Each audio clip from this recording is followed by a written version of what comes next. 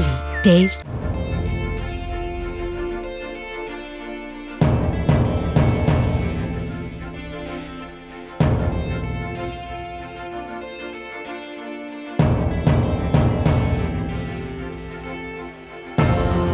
Rally எதை வலியுறுத்துது?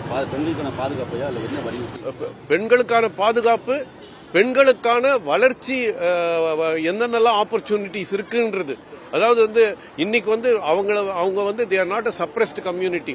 அவங்களுக்கு வந்து அந்த உணர்வை கொடுக்கணும். அதாவது வந்து நம்ம வந்து நீங்க வந்து நீங்க ஒரு பயப்படக்கூடிய இடத்துல இருக்கீங்கன்னு சொல்றதோட நீங்க பயப்பட வேண்டிய அவசியம் இல்லைங்கிறத உணர்த்துறதுக்கு தான் இந்த ரேலி. பெண்களுக்கான சுதந்திரம் பேசக்கூடிய இந்த தருணத்துல கல்வியில என்ன மாற்றம் கொண்டு வரணும்னு நினைக்கிறீங்க? பெண்கள் பள்ளிக்கூடத்திலிருந்தே இந்த பெண்களுக்கான சம உரிமை இதெல்லாம் பாடத்திட்டங்களே வந்து அது அந்த விழிப்புணர்வு ஏற்படணுமா?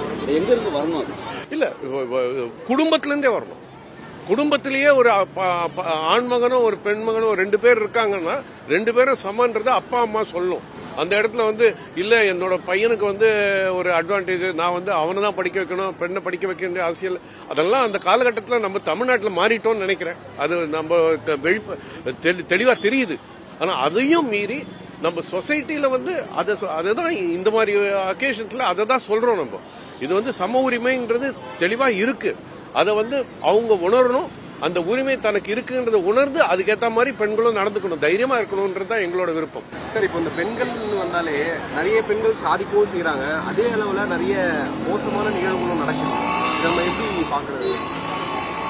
மோசமான நிகழ்வுகள் ஒன்று நடந்தா கூட வெளியில பல மடங்கா தெரியும்.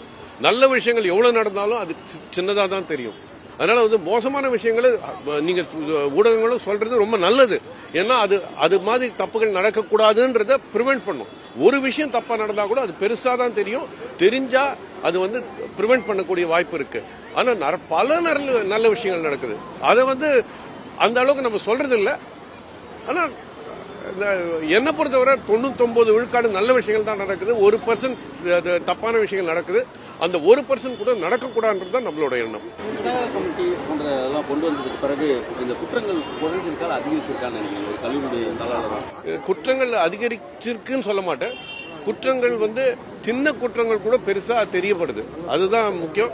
2வது, சோசியல் மீடியா வந்து எல்லா விஷயத்தையுமே வெளிக்கொண்டதுனால முன்னாடி கூட நடந்திருக்கலாம். ஆனா இப்ப வந்து அது ரொம்ப தெரியுது. அவ்வளவுதான். ஓகே.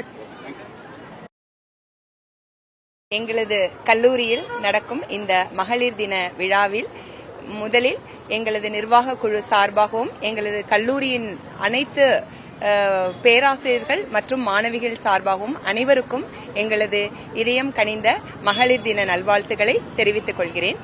இந்த மகளிர் தினத்துல எங்களுக்கு வந்து பாரதியாரின் கூற்றுக்கிணங்க நிமிர்ந்த நன்னடையும் நேர்கொண்ட பார்வையும் நல்ல நன்னெறிகளையும் ஒவ்வொரு மாணவிகளும் அதை வந்து அவங்களுடைய வாழ்க்கைக்கு வந்து உறுதுணையாக எடுத்துக்கொண்டு அப்படிதான் இப்ப எல்லாம் நடந்து கொண்டு இருக்காங்க. சோ அதை எங்க காலேஜ் வந்து அது எப்படின்னா ஒரு படிப்போட சேர்ந்து ஹோலிஸ்டிக் டெவலப்மெண்டா எல்லாருக்குமே அவங்களுக்கு ஒரு நல்ல கான்பிடன்ஸை கொடுக்கறோம்.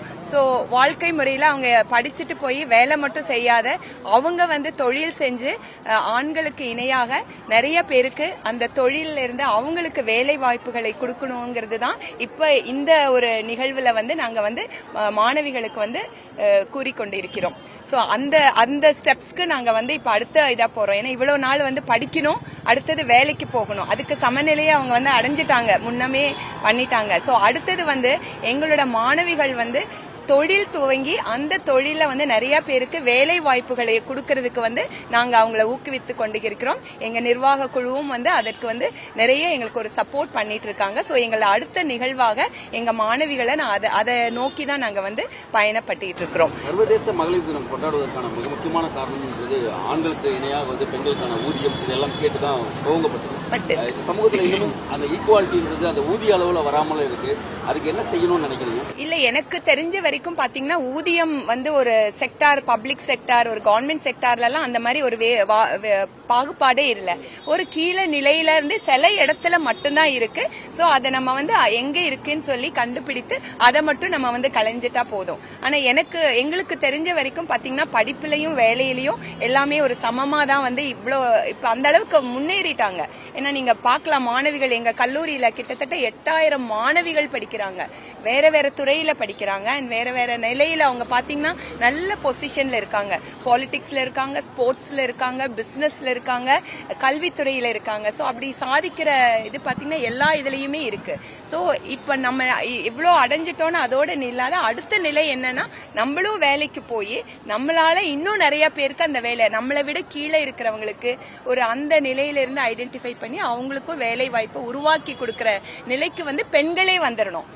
ஆண்கள் கிட்ட போய் வேலை கேட்காத இவங்களே வந்து ஒரு இப்ப சுய தொழில் நம்மளுடைய கவர்மெண்ட் செக்டர்ல பாத்தீங்கன்னா இந்த சுய உதவி குழு எல்லாம் நிறைய அமைச்சிட்டு இருக்காங்க நம்மளுடைய முதலமைச்சர். சோ அந்த மாதிரி நம்ம எங்க கல்லூரியில இருக்கிறவங்க எல்லாமே வெறும் வேலைக்கு மட்டும் நினைச்சு படிக்காத அவங்களால வேலை வாய்ப்புகளை உருவாக்க முடியுங்கிற ஒரு நிலைமை வந்து கூடிய விரைவில் வரணுங்கிறது தான் எங்களுடைய கல்லூரியின் ஆவல்.